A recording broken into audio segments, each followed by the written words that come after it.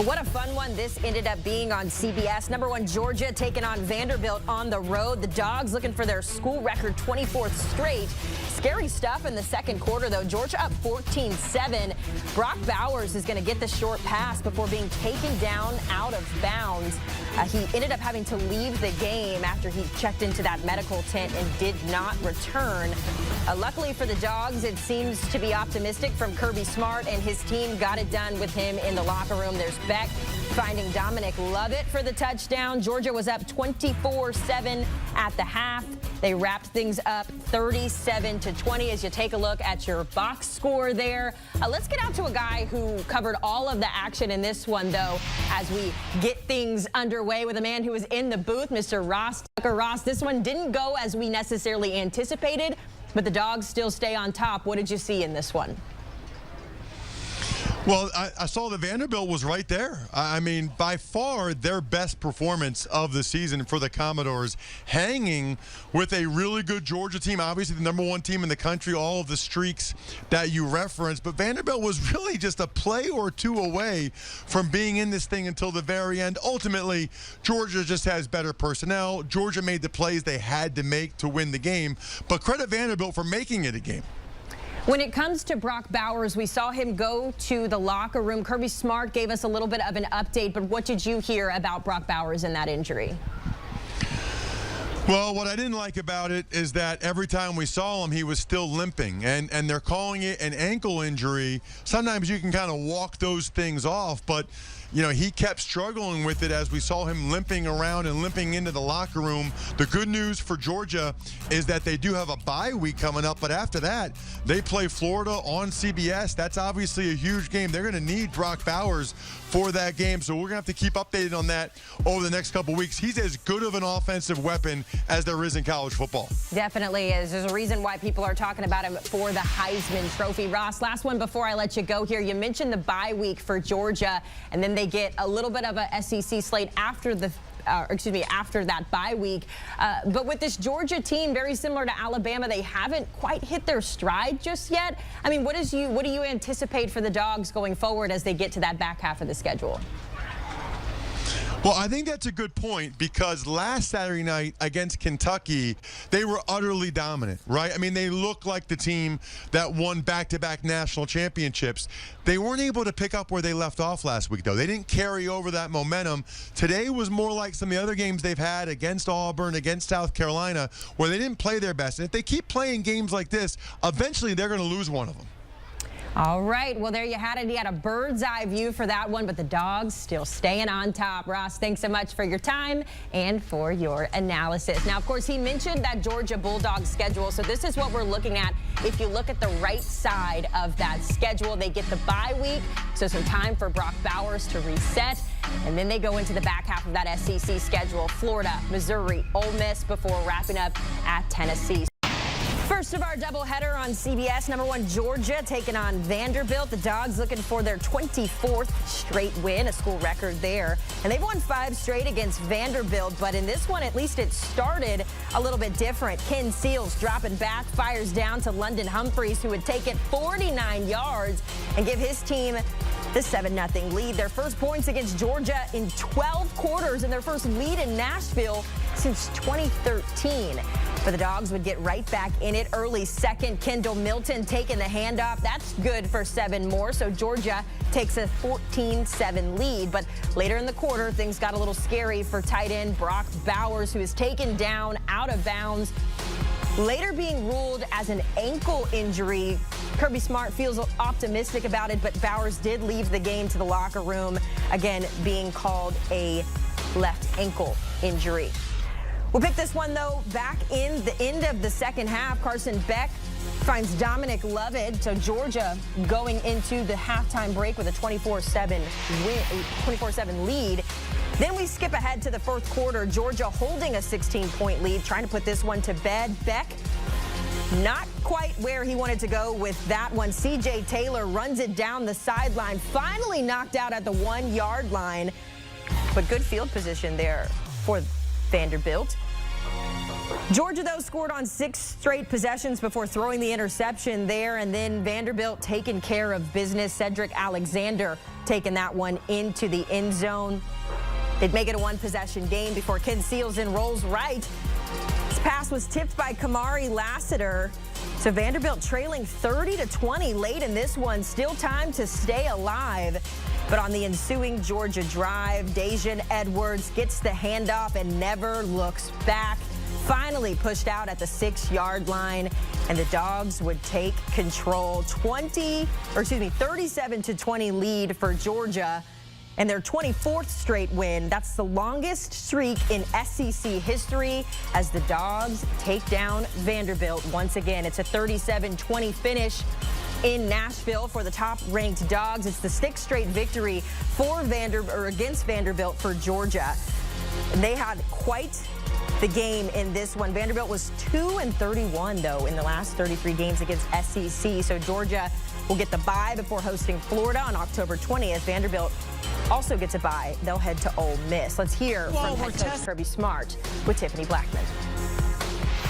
Well, we're tested today by this Vandy team, but what did your team show you in the way they were able to respond to the early adversity? Well, we continue to have a little bit up and downs, but I thought we responded well. Came out and really won the middle, what we call middle 8 minutes of the game, the last 4, and then the first 4. Offense put together a great drive. We just got to score touchdowns. Coach, losing Brock Bowers in this one, I know how much he means to this team, but how proud are you of the way this group was able to emotionally regroup? Oh, they're great. We had a couple guys go down. They stood up, rose up. It's been a long 7 weeks, so we got a well-needed, much-needed off week coming. Some lengthy drives for this offense. How was Carson Beck able to sustain those through his decision-making? Good execution. We got to hit some explosives. You can't have 17, 18-play drives. You got to hit some explosives. Thanks, Coach. Congratulations. Thank you. Go Dogs.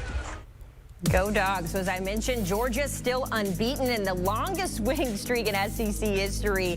As you look at that list, Georgia now with 24 straight wins. As I mentioned it earlier, 6th straight win against Vanderbilt, their 34th straight regular season win. That's a school record. All the Dogs do is win lately. And for more on this game, to break it down even further, we hand things off to Emily Proud and our crew at 24/7 Sports in Nashville.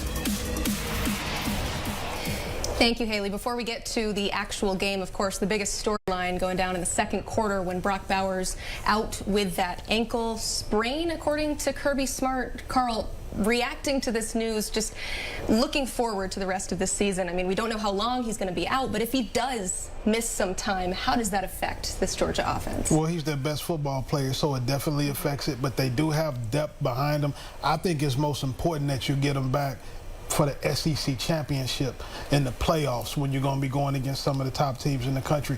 I do think that if he had to take some time to rest, that they could get by without him in the interim. I think the bye week comes at a great time. I think Kirby Smart said that, not just for Brock Bowers, but this seems like the last 7 weeks he just mentioned, right? We got to get to a bye. We got to get healthy. And you got Florida, you got Missouri, you got Ole Miss, you got Tennessee. You got some teams that can put up some points. They need their best player back in their offense, and that's Carson Beck's kind of safety blanket. But if there is a team equipped to deal with the vacancy of a guy like Brock Bowers, it's that Georgia tight end room. I kind of mentioned Oscar Delp being one of those guys, Pierce Sperlin, Lawson Lucky. They got some guys that can play some ball. They just haven't had the opportunity yet, so I think they're going to be okay. As they hit the bye week, a good time for us to sort of evaluate what we thought we would see from the Bulldogs at this point in the season. 7-0, really no surprise. I think that was the expectation, but Coop, from what you've seen from this Bulldogs team, is this about what you expected as they go towards that three-peat? It's hard to do what they're trying to do, right? We mentioned that they are only the 2nd team that is trying to accomplish this, and that happened a long time ago with the Minnesota team, right? So doing what they're trying to do is really, really difficult, and they have a target on their back every week. The thing about Georgia, and I think you go back to that Kentucky game, it's about getting better week in and week out, and you got a first-time starter in Carson Beck who just seems to get more and more comfortable week in and week out, and we'll see what happens with Brock Bowers, but that is a good development. Everything that's happening with Carson Beck, turned the ball over today, obviously would like to have that back. Like I said, I think the bye week, getting healthy, going into a rivalry game against Florida, I don't think that can come at a better time. So Georgia's one of those teams. They're going to play up to their competition, and if they play down and win by 17 against Vandy, that's okay too.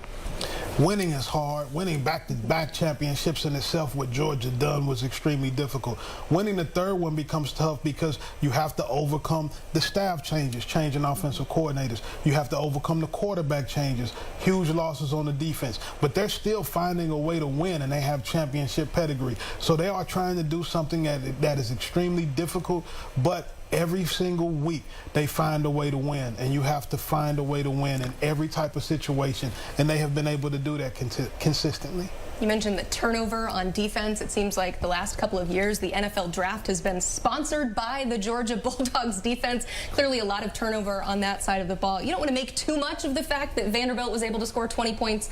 And, you know, Haley mentioning earlier that it was the first time that Vanderbilt has scored on Georgia in the last 2 meetings. And so it's been a while. This is a new look Georgia defense, but overall, just based on where they are week 7, Coop, what is your evaluation of that side of the ball? I like where they are. You know, Glenn Schumann, one of the highest paid defensive coordinators in the game, for good reason. You know, a lot of people are after this too, but, you know, Kirby Smart is one of the best coaches. Like, I can't believe that needs to be said, right? But so many people want to talk about Nick Saban from a psychological standpoint and willing his team to victory. You talk to some people around Georgia about the way they feel about Kirby Smart. They think their biggest advantage is their head coach, his ability to adapt week in, week out, get his team ready to play mentally, physically, and I think that is their advantage. That's kind of their wild card. And if I'm Georgia, the thing is, you look out there right now, there's no elite team, right? And you know that you have enough talent to go out there and make a run for a 3rd consecutive national championship. There is no better coach to lead that team than Kirby Smart. Kirby Smart special. We know it.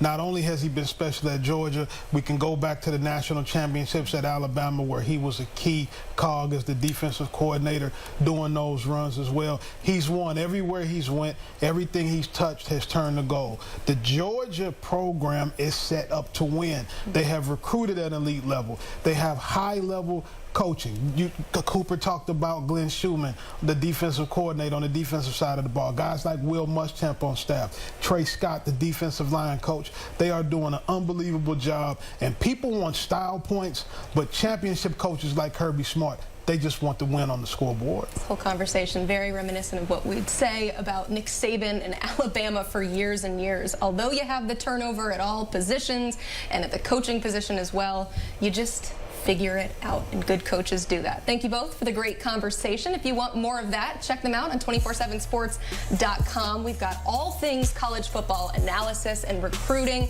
player rankings, we got live commitments, a whole lot more. Check it all out at 247sports.com.